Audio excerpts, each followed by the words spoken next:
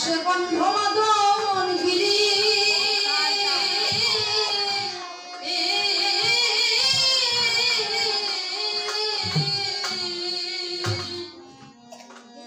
কালনামি ভাবছে আর তো ঘরে থেকে উপায় নেই, বাইরে এসে বলছে কে? ও হো ভাগ্নে তুমি তো, বলো ভাগ্নে কি খবর?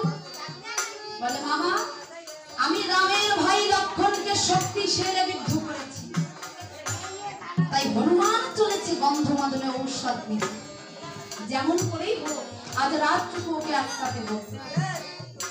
কালনামি বলছে তা ভাগ্নে ওই মুখ পড়া হনুমানের সঙ্গে ছল করে আমি কি পারবো?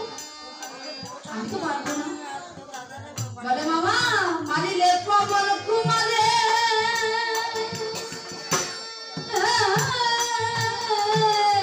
ও মামা আমার ভেদ রাজ্য দেব তোমারে,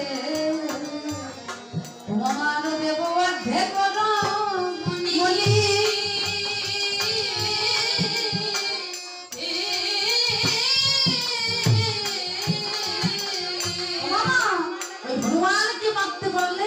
আমার অর্ধেক রাজ্য সহ অর্ধেক রমণীর ভাগ আমি তোমায় দিয়ে। কালনামি ভাবছে বাবা বাবা বাবা, এ তো দেখছি না চাইতে পুরোটাই পাবো, এখানে থাকলে তো এই রাবণ আমাকে মেরে ফেলবে, তাই এখানে পড়ে রাবণের হাতে মরার চেয়ে গিয়ে ওই মুখ পড়া হনুমানকে মেরে আস। তাই কালনামি যাত্রা করেছে কোথায়? ওই গন্ধ মাদন পর্বতে। কেমন ভাবে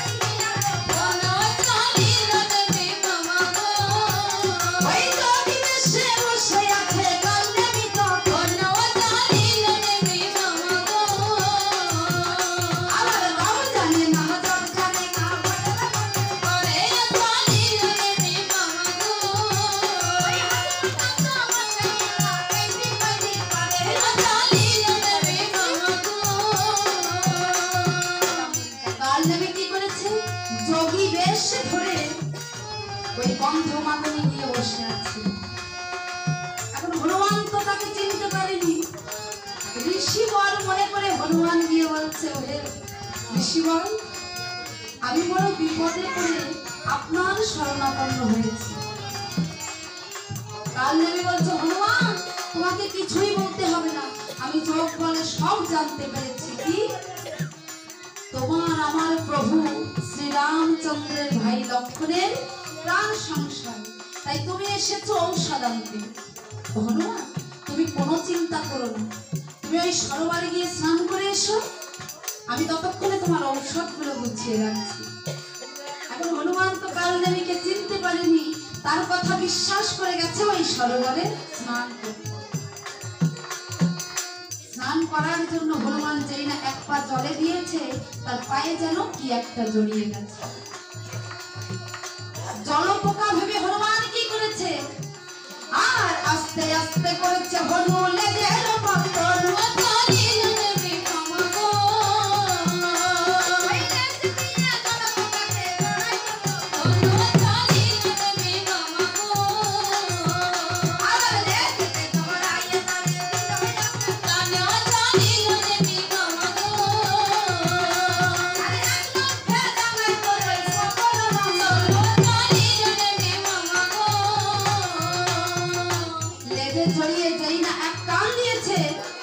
দেখে বিশাল এক কুম্ভীরিণী হা করে তাকে খেতে আসছে। তখন হনুমান কি করেছে, পুনরায় লেজে জড়িয়ে যেই না ওই কুম্ভীরিণীকে আছাড় মারতে যাবে, ওই কুম্ভীরিণী মানবীর বেশে ধরে শূন্যে চলে গেছে। হনুমান বলছে হে দেবী কে তুমি? তোমার পরিচয়টা দিয়ে যাও। কুম্ভীরিনীর বেশধারী দেবী বলছে, হনুমান আমি স্বর্গের অপ্সরাদের মধ্যে একজন, নাম আমার বন্ধকালী। ওই দক্ষ মুনির অভিশাপে এতদিন এই সরোবরে কুম্ভীরিনী হয়েছিলাম, আজ তোমার স্পর্শে আমি মুক্তি পেয়েছি। তবে হনুমান তুমি সাবধান হও, তুমি সাবধান হও। ওই রাবণের মামা কাল নেমি যোগী বেশ ধরে বসে আছে তোমায় মারবে বলে, তুমি সাবধান হও। এই বলে ওই দেবী শূন্যে চলে গেছে। আর এদিকে কাল নেমি মনে মনে চিন্তা করছে যে হনুমান তো আসছে না, মনে হয় এতক্ষণ ওই কুম্ভীরিনীর পেটে চলে গেছে। বাবা বাবা, আজ তো আমি ওই লঙ্কায় গিয়ে রাজা হব, রাজ্য পাবো, রমণীর ভাগ পাবো, এই ভেবে কাল নেমি আমার আনন্দে নৃত্য করছে।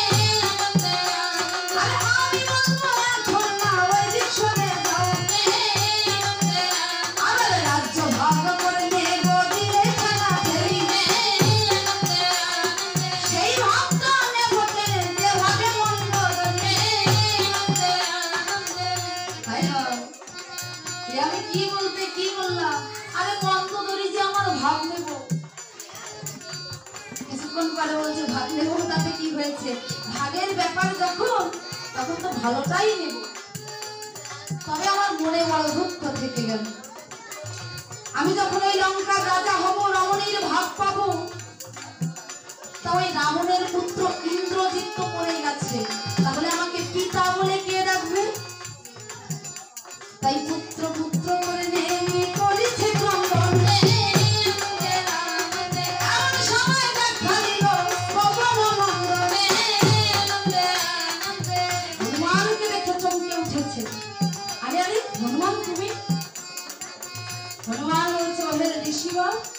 আপনি একটু আগেই তো পুত্র পুত্র বলে কাঁদছিলেন, আপনার কি পুত্র মারা গেছে? বলে না না হনুমান, আসলে তোমাকে তো আমি পুত্র সম স্নেহ করেছি, অনেকক্ষণ তোমাকে না দেখতে পেয়ে আমার মনটা বড় খুব গাইছিল। এসো এসো বাবা, তোমার জন্য কিছু ভোজনের ব্যবস্থা করেছি, তুমি কিছু ভোজন পাবে। যোগী বাবা, আপনাকে কিছুই করতে হবে না, যা করার এবার আমিই করছি। তাই আস্তে আস্তে করেছে বলুনে যারা পতনে।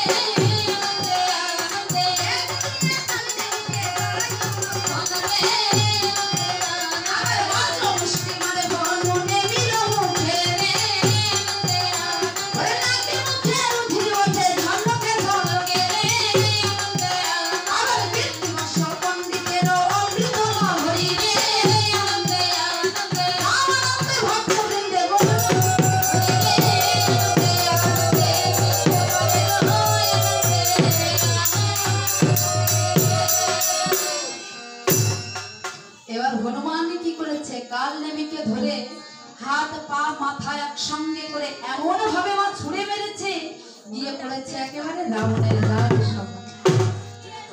রাবণ রাজা বুঝতে পেরেছে যে মামা কাল নেমি ওই হনুমানের সঙ্গে ছল করে পারে না, তাই এবার তাকে অন্য উপায়ে দেখতে হবে।